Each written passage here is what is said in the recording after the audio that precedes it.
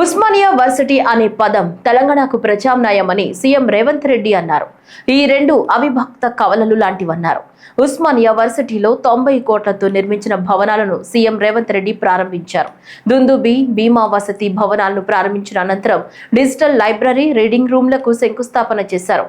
ఈ కార్యక్రమంలో మంత్రి అడ్లూరి లక్ష్మణ్, వేం నరేందర్ రెడ్డి, కోదండరాం, ఓయూ, వీసీ కుమార్ తదితరులు పాల్గొన్నారు. తెలంగాణ ఉద్యమంలో మొట్టమొదటి అమరుడై ఈ ఉస్మానియా యూనివర్సిటీ నుంచే తెలంగాణ ఉద్యమానికి పునాదులు పడ్డాయి.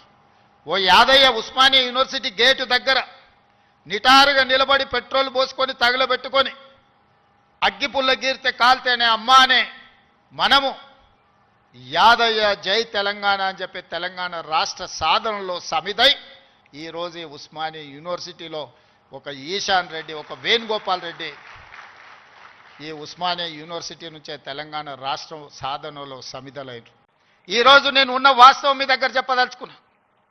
నా దగ్గర పంచడానికి భూములు లేవు.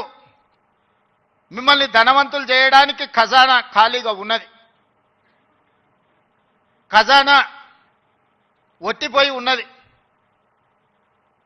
భూములేమో లేవు, పంపకాలు జరిగిపోయినాయి.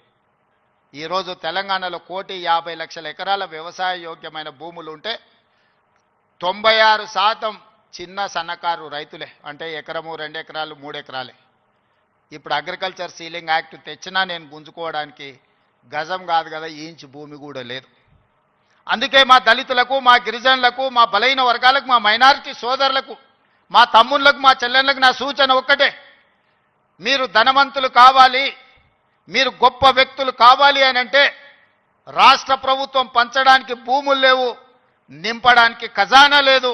మీకు నేను ఇవ్వగలిగింది విద్య ఒక్కటే, నాణ్యమైన విద్యనే మీ తలరాతలను మారుస్తుంది.